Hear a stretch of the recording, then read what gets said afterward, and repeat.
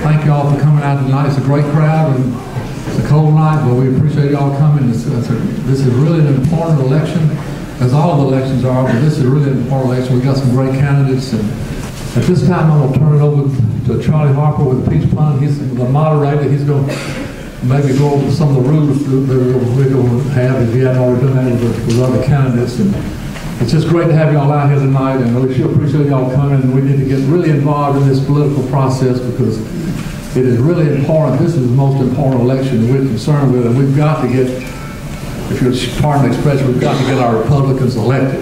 And I sure appreciate y'all coming, and thank you, and I'll turn it over to Charlotte.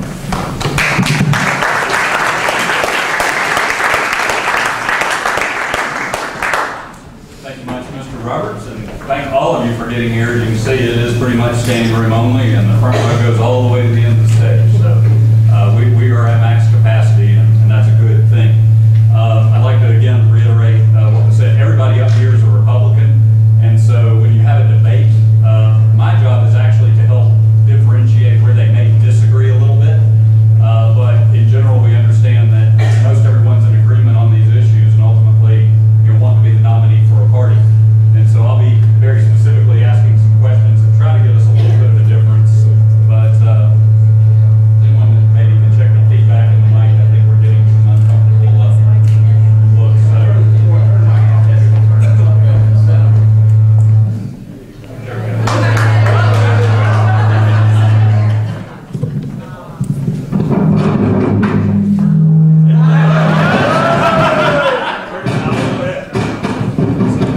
If this were an airplane, I could fly.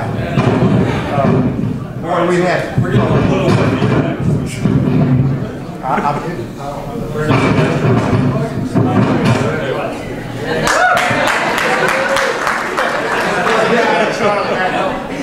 Tell you what, while they're figuring that out, I'm going to talk loud. So this is how this is going to work.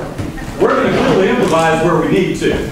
Now, the way this is supposed to work, once we get you a microphone, these fine people are sitting up here in alphabetical order. They're going to introduce themselves for 2 minutes each to you as if you don't already know who they are. We're going to politely listen, we're going to applaud each of them that time and that time only, except the very end, and we're going to applaud them again and thank them for coming. In the meantime, I'm going to be able to ask them 6 to 8 questions depending on time. They're going to each get a minute and a half to answer those questions. They're going to one by one in order. Each one will go next for a question, get a minute and a half to do that. And if I see a need for a rebuttal where they bring in one of the other candidates in, those rebuttals can be up to 30 seconds if I believe it's called for. So that's pretty much what we're going to do here. Okay, so with that, we're going to start with Mike Hollins as first introduction of the evening. Thank you. Y'all know it was 25 years ago on this very day that a young 21-year-old man married his 20-year-old high school sweetheart. That night as he was about to go to sleep, he said the following prayer: "Dear Lord, this girl's my responsibility now. Please help me do my best." Y'all, that's a true story, and I know that because I was that young man. Then, thank you for 3 incredible kids and 25 great years. Happy anniversary. Y'all, for the past 20 some odd years, I've been out there creating jobs, making a payroll, balancing the budget, paying taxes, and raising a family. Chasing our version of the American dream. But it's small businesses like ours all across this country that are being threatened, not by competition, but by a federal government. It's to the point where I believe that my kids don't have the same opportunities that I had when I was their age. And why is that? Well, because we've got a federal government that has taken every opportunity to take the American individual and make them dependent on them, with a program for everybody and everything. And we've got a federal government that has taken every opportunity to increase taxes and regulations on businesses across this country to the point where they just struggle to stay in business. This election is about our economy. It's about jobs. It's about unemployment. It's about underemployment. And it's about an opportunity. an opportunity to send new leadership, a new style of leadership, a new generation of leaders to Washington to help overhaul the way business is done in D.C. and get this economy back on track. Thank you.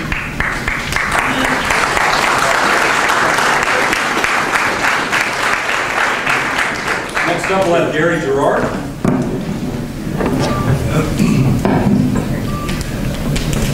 Ladies and gentlemen, I'm Gary Gerard. When Thomas Jefferson wrote the Declaration of Independence, there was no Department of Education, no Department of Agriculture, no Department of Energy. There was no Medicare, no Medicaid, no Obamacare. There wasn't even any health insurance. There was no student loans.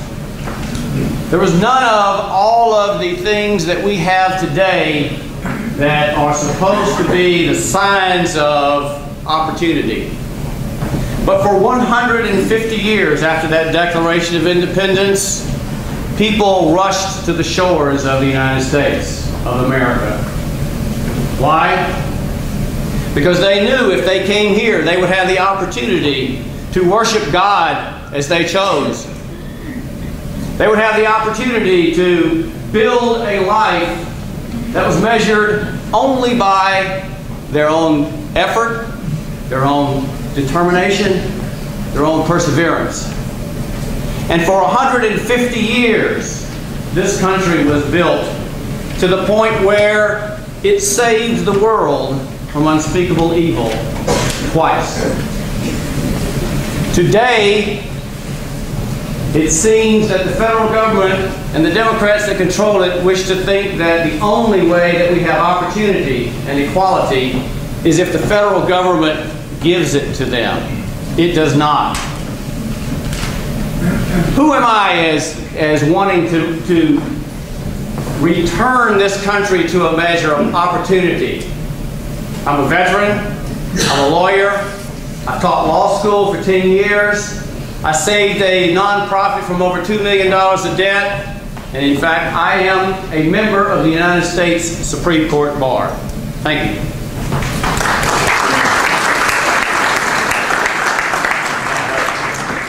Reverend Jody Heiss. Thank you very much for being here. I am Jody Heiss, my wife Dee Dee, right here. We've been married for 31 years. We've lived here in Walton County for a little over 17 years. I've been a pastor for 25 years. Many of you perhaps will know me through the radio program. I'm a radio host heard throughout the Southeast. Every weekday I deal with constitutional and cultural issues. Some of you may know me as the pastor who stood up to the ACLU when they attempted to remove the Ten Commandments from the Faribault County Courthouse. Others may remember me as the guy who challenged the IRS when they said that pastors do not have the First Amendment right to address political issues from the pulpit. We've been in the trenches for a long time, fighting for constitutionally limited government. And I guess if there's any three words that really describe me for you to know, I'm a Christian, I'm a constitutionalist, and I'm a conservative. And I'm unapologetic about all of those three positions. I have adopted Congressman Paul Brown's four-way test as a filter that will guide me as I look at legislation. Four questions are: is it right? Is it constitutional? Is it something we really need? And is it something we can afford? If the answer to all four of those questions is yes, then I'll vote for it. If the answer to any one of those questions is no, then I won't support it. I am keenly aware that our Constitution authorizes 18 areas where Congress has permission to act. Everything else is to be left to the states and to the people. And I believe that with all my heart. I am very honored to be endorsed by a number of conservative groups and organizations, from Georgia Right to Life to our local Walton County Tea Party, Gwinnett Tea Party, Gun Owners of America, National Association of Gun Rights, Citizens United, David Barton. The list goes on and on and on. I'm very honored to be here and look forward to the questions. Thank you.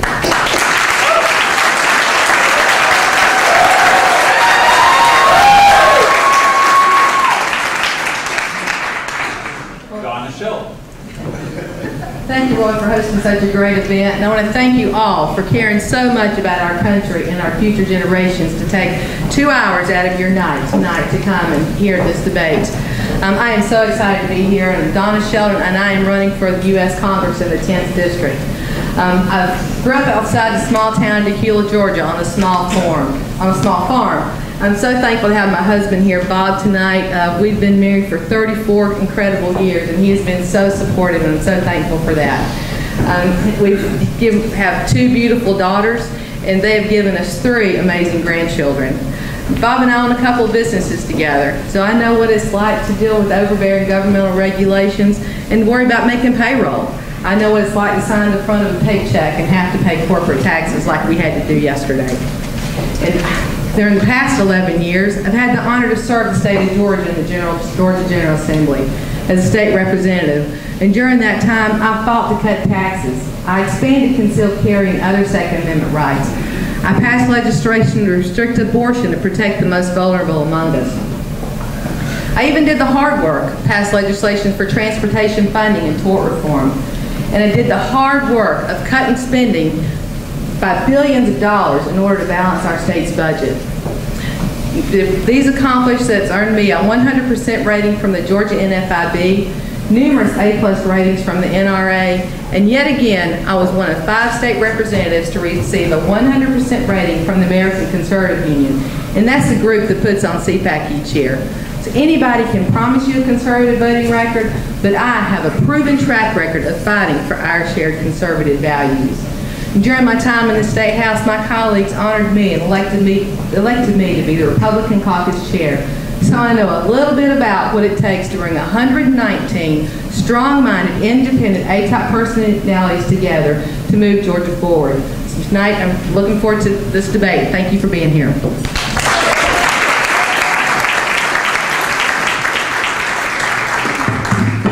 Wow. What a great turnout. I'm Stephen Simpson. Thank you for being here. We have a crisis of leadership in Washington. You learn very quickly in the military, poor leaders get people killed. I have firsthand experience. Under the Carter administration, we saw good men die and the reputation of the United States of America devastated. I ask you, aren't we on a similar path today? Think about it. Benghazi, Fast and Furious, the IRS scandal, the overreaching of the NSA. We've got to have common sense, proven leaders who are willing to stand up and do the right thing for this, the greatest country in the world. And you know, we all know the country's broken, but it's also mired down in poor leadership. And I have to be honest with you. I'm not going to change that overnight. If you give me the honor to serve, I'll be one of 435 members of Congress. But this I will promise you. If you give me the honor to serve, I will focus on 3 things: creating jobs, balancing the budget, and start a common sense, conservative program to pay down our national debt, which is the greatest threat to our national security. We need experience, leadership, and common sense in Washington. If that's what you need, I submit that I am that leader. Thank you.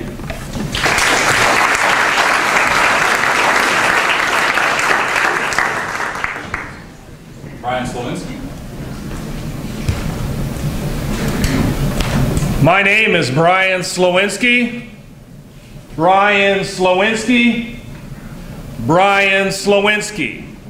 Now, why do I say my name 3 times? Because first, it's hard to spell. Did everybody get one of these little cards? It says on there, Conservative, Tea Party, Republican. This is a race to represent you in Congress, a Republican from this district. I'm the Conservative Tea Party Republican in this race. If you look on the back of this, it says, support the base, vote for the only grassroots Republican in this race. I've served I've been elected in volunteer positions, never been paid, as a local precinct chairman. I've been the county chairman over in Columbia County. I've been a district officer. I've been twice elected to state GOP from the 10th Congressional District as well as the 12th Congressional District on a volunteer basis. I went to all the conventions. I've represented Republicans. I'm the grassroots Republican in this race. I'm also the Tea Party in this race. I'm an elected Tea Party leader out of Columbia County.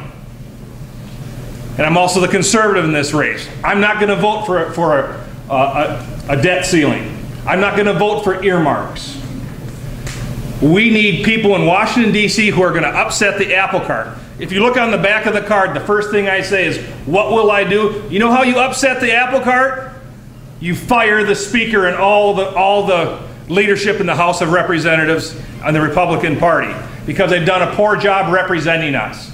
We need conservative leaders up there who are going to have a backbone and stand up to President Obama. The reason why Putin is running free right now in the Ukraine is because we have weak leadership in Washington, D.C. If you want to change for that, vote for somebody who's going to make sure that things change up there and they're going to upset the apple cart. My name's Brian Slowinski, and I appreciate your consideration. Thank you.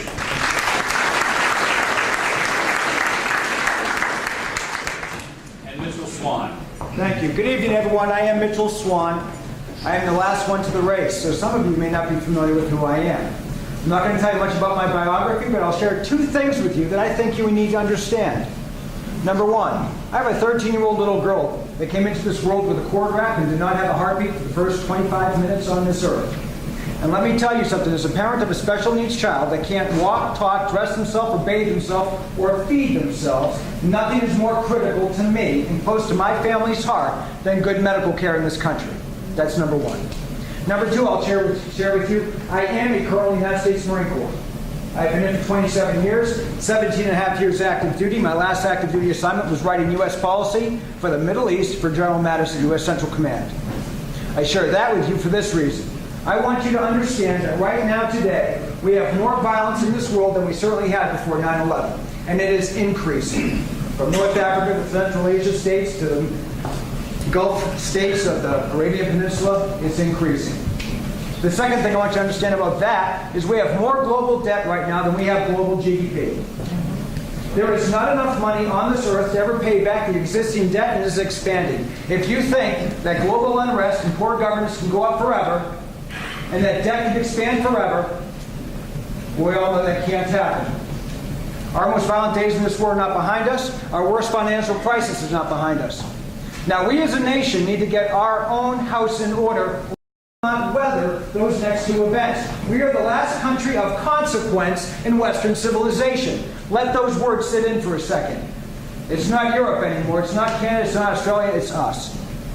And I wrote a plan 3 years ago to fix this, and I challenge you to go to my website and read it and see if I'm sincere. Tonight, I hope that during these questions, you'll get to know a little bit more about me, know that I'm a man of substance. But what I would ask is you leave this building tonight and walk to your car. There's a question you're going to be tempted to ask, who is the winner tonight? I want you to ask this question, who is the leader of this group? Thank you.